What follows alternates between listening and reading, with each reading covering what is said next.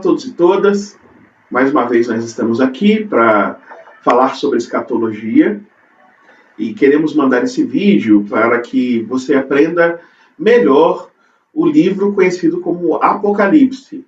Esse livro, o Apocalipse, é um livro de 22 capítulos e ele foi lido na história por várias visões escatológicas diferentes, as quais eu passo a falar sobre elas. A primeira perspectiva que aborda o Apocalipse é a perspectiva preterista.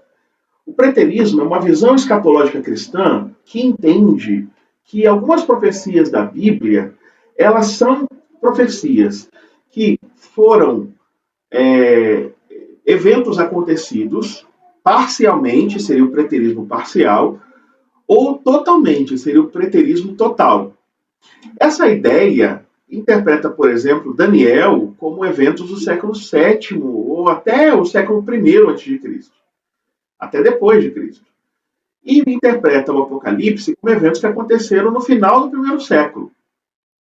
A segunda perspectiva que nós temos do Apocalipse é a perspectiva do estoicismo, a interpretação de que as profecias do Apocalipse estão associadas a pessoas, nações ou eventos históricos específicos, resultando assim numa visão progressiva e contínua do cumprimento das profecias, que vão acontecendo desde a Bíblia, os tempos bíblicos, até a segunda vinda de Cristo.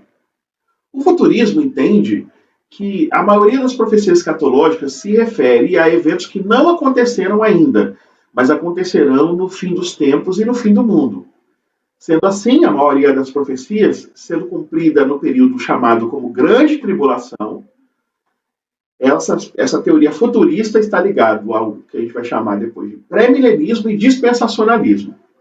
Então vamos interpretar alguns episódios do Apocalipse primeiro pelo futurismo. A gente vai pensar no futurismo em primeiro lugar. Na perspectiva futurista, Apocalipse 7, 1 a 8, que fala dos 144 mil, seria um texto, e percebam bem, 144 mil pessoas presentes no evento escatológico. Então no futurismo seria um número literal de 144 mil, sendo referentes ou aos judeus do fim do mundo, ou aos cristãos, ou aos testemunhas de Jeová, que pensam que são eles mesmos. Em Apocalipse 9, de 1 a 11, que tem lá a liberação de gafanhotos, seria um anfitrião demoníaco lançado sobre a terra no fim do mundo, para destruir a terra. Apocalipse 9, 13 a 16, que fala de um grande exército, de miríades, os futuristas entendem esse grande exército, miríades, como um exército de 200 milhões de pessoas, que seria a China, né, que atacará Israel no futuro. Sendo assim, a ideia de que nós teríamos um inimigo específico que seria numeroso, que atacaria um território específico. A perspectiva futurista analisa Apocalipse 11, de 1 a 12, que fala das duas testemunhas, que serão duas pessoas que pregarão em Jerusalém no fim do mundo, no fim da história. As pessoas que pensam no futurismo analisam também Apocalipse, que fala de 1160 dias, 1260 dias, 3 anos e meio, né, como uma alusão literal ao fim do mundo, em que Jerusalém vai ser controlada por outras nações, sendo nações essas pagãs. Apocalipse 12, de 1 a 6, que fala sobre a mulher e o dragão, seria um conflito entre Israel e Satanás, um conflito também no desfecho da história. Apocalipse 13, de 1 a 8, que vai falar da besta do mar, seria uma alusão ao futuro império do anticristo, que seria o perseguidor dos cristãos. A mesma coisa no Apocalipse 3, de 11 a 18, que vai falar da besta que emerge da terra. O número da besta, na perspectiva futurista, que está em Apocalipse 13, 18, seria um número que identifica o futuro império do anticristo perseguindo os cristãos. Esse número é 666. Então, tem uma marca nos cristãos, literal, com a marca 666, sendo isso um sinal do fim. O Armagedon, de Apocalipse 16, 16, seria uma futura batalha literal no Vale de Meguido, ou Vale de Jezreel, em Israel. Apocalipse 17, 1 a 5, que fala da Babilônia grande prostituta, seria várias figuras. Pode ser a ONU, podem ser os Estados Unidos. Ou seja, a gente tem várias figuras que, para os futuristas, exercem esse papel. As 7 cabeças e 10 chifres de Apocalipse 17, 9 a 11, para os futuristas, são várias coisas. As 7 cabeças seriam 7 líderes mundiais, os 10 chifres seriam 10 pessoas influentes na história. É muito variado, muito diversificado na interpretação. Os 1000 anos, o milênio de Apocalipse 21 a 3, seria um reino literal e futuro de 1000 anos após a destruição dos inimigos de Deus. O arrebatamento em Apocalipse 4.1 seria uma remoção futura da igreja cristã fiel da terra, que seria tirada da terra. A grande tribulação seria então o futuro de um julgamento de Deus na terra. A ideia que é futurista, né, como eu disse, ela é uma ideia geralmente ligada ao pré-milenismo. Então eu quero falar um pouco do pré-milenismo para vocês. O pré-milenismo é uma perspectiva teológica, né, que tem como base, que tem como fundamento, e entendam bem, a gente está falando aqui do pré-milenismo como uma perspectiva futurista, e tem tudo a ver o futurismo com os pré-milenistas, porque eles vão falar do milênio, vão falar do arrebatamento, vão falar da segunda vinda de Cristo, que inaugurará um reino terrestre literal de 1000 anos. A volta de Cristo coincidiria para os pré-milenistas, portanto, com um tempo de grande tribulação, que haverá a ressurreição do povo de Deus que morreu, o arrebatamento do povo de Deus, que ainda vivo, e eles se encontrarão com Cristo na sua vinda, seguindo, assim, 1000 anos de paz, em que Cristo reinará e Satanás será preso. Há 3 perspectivas em relação ao arrebatamento: a pré-tribulacionista, a médio-tribulacionista e a pós-tribulacionista. Os pré-tribulacionistas acreditam que a segunda vinda vai acontecer em 2 estágios, separados por 7 anos de tribulação. No início da tribulação, os verdadeiros cristãos vão se encontrar com Jesus nos ares, vem grande período de sofrimento, esse período de 7 anos, um período de muita perseguição, em que o anticristo vai conquistar o mundo, e aí Cristo retorna para derrotar o anticristo e restabelecer a paz. Isso tem muita relação com a leitura que se faz do Apocalipse com 1 Tessalonicenses 5,9.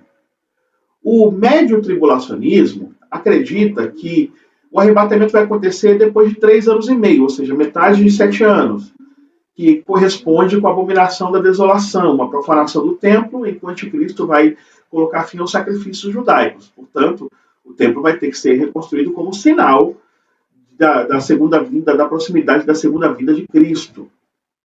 Portanto, a gente tem aqui uma influência das epístolas de Paulo, por exemplo, 1 Coríntios 15, 51 e 52, que vai falar da necessidade de nós sermos transformados quando tocar a trombeta de Deus. Né? A última trombeta de Paulo é relacionada à última trombeta do Apocalipse.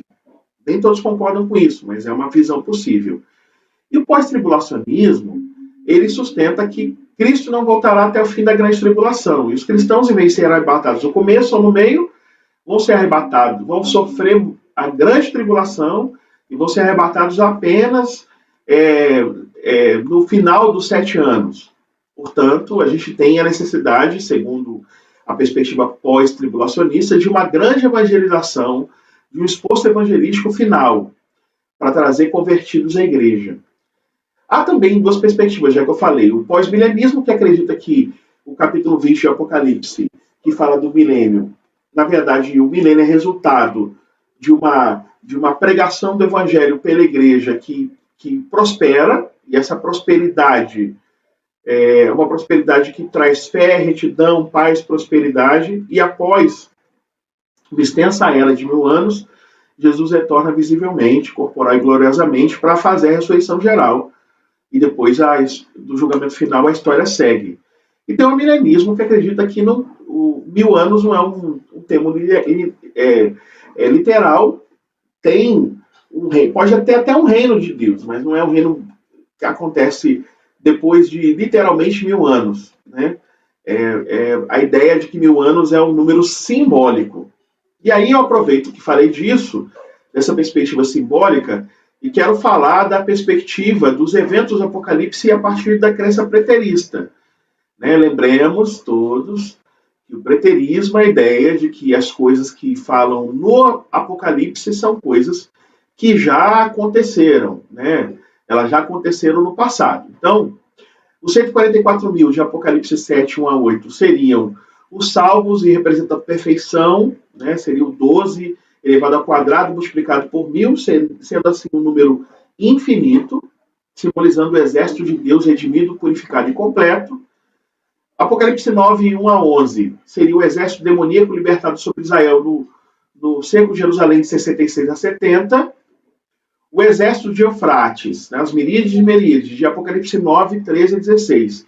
Seria a ideia de o exército que ataca Israel no cerco de Jerusalém de 66 a 70, sendo uma referência a Israel atacado pelos pagãos além do Eufrates.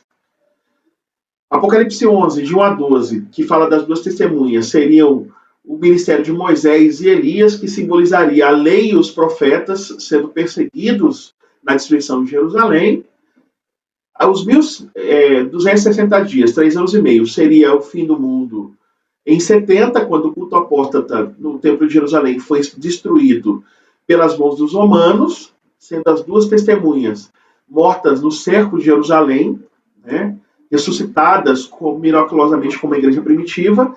Então, seria pensa que morreu a fé em Deus, mas ela é ressuscitada com a permanência da igreja primitiva.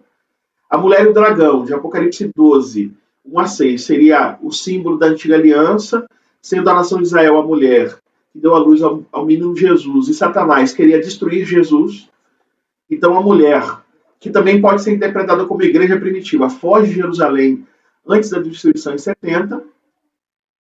Apocalipse, que fala da besta do mar, seria o Império Romano, sendo o mar simbolizando o Mediterrâneo, e as nações do Império Romano, e a besta que emerge da terra, de Apocalipse 13, 11 a 18, os governos apóstatas do povo judeu, que se uniram aos romanos para perseguir a igreja primitiva.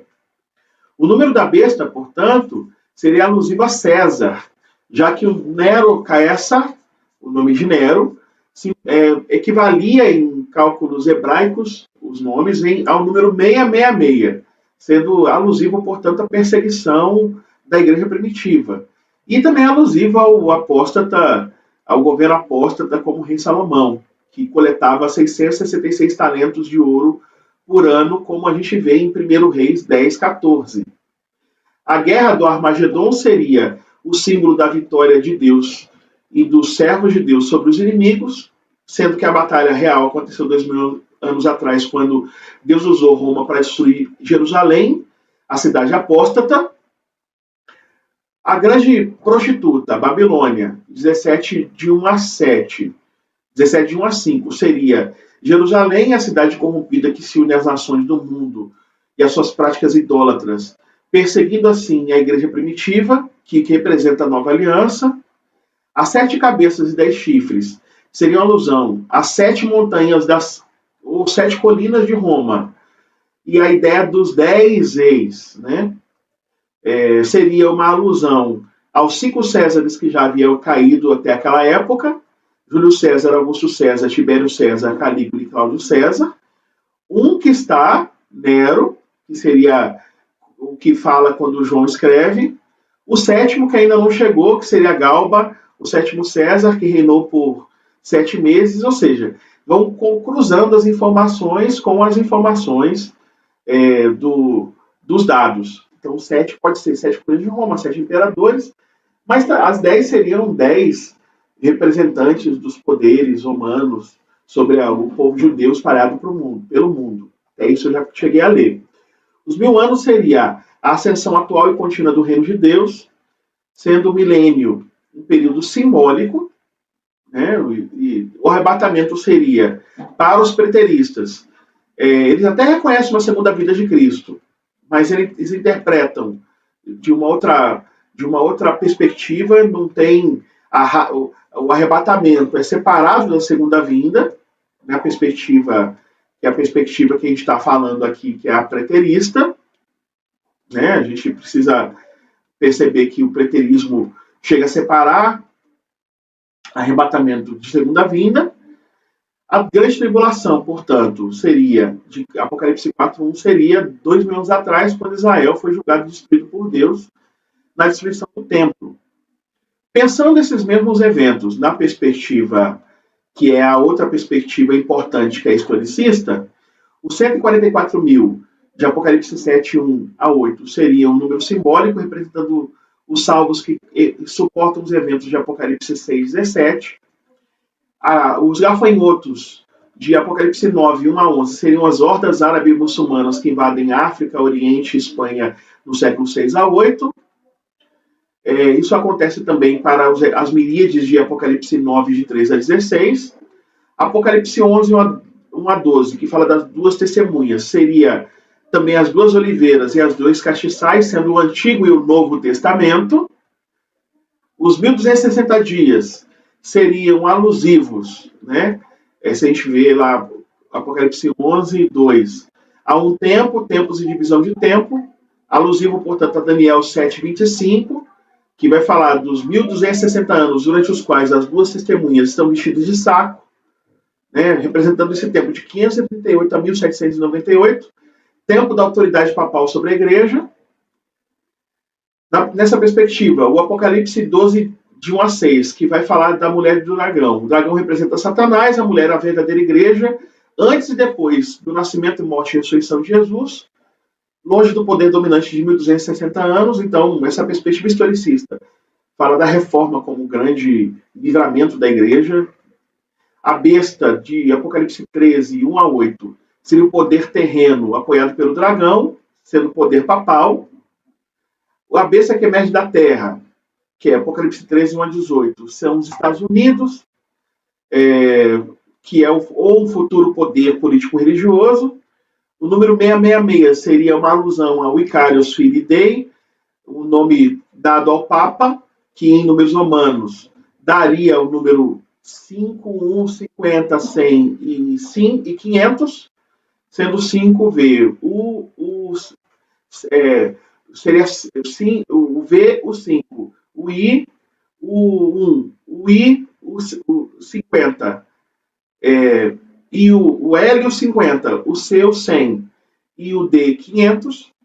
Ou seja, a gente está discutindo aqui um criptograma, o nome que dá para isso. O Armagedon, de Apocalipse 16:16, é um andamento de uma batalha simbólica entre Jesus e Satanás em todo o curso da história. A Grande Babilônia, de Apocalipse 17, 1 a 5, seria a verdadeira igreja de Deus, sendo o mistério da Babilônia uma apostasia esotérica e a grande prostituta uma apostasia popular. As 7 cabeças e 10 chifres têm várias interpretações, e os 1.000 anos, que é tão importante, seria o período entre o segundo advento de Cristo e o arrebatamento de todos os justos, que foram anteriormente mortos. E o terceiro advento, que traz a Nova Jerusalém. Então seria uma primeira, esse período entre o arrebatamento, a segunda volta de Cristo e a terceira vinda, que traz a Nova Jerusalém. Né? A gente tem também a ideia da grande tribulação como um período de perseguição de 1.260 anos da igreja, entre 538 e 1798, pela mão da autoridade do Papa. Logo, essas são as principais interpretações do Apocalipse. Espero que você tenha gostado desse vídeo curto. Essas interpretações são geralmente evangélicas do Apocalipse, dos evangélicos brasileiros, americanos, e continue estudando esse assunto. Ele ajuda você a compreender essas linhas e entender, quando começa a ouvir o discurso de alguém sobre o Apocalipse, o que essa pessoa está dizendo. Ok? Um grande abraço a todos e todas, e até o nosso próximo encontro, se Deus quiser, e a gente for mais uma vez convidado para ocupar esse espaço.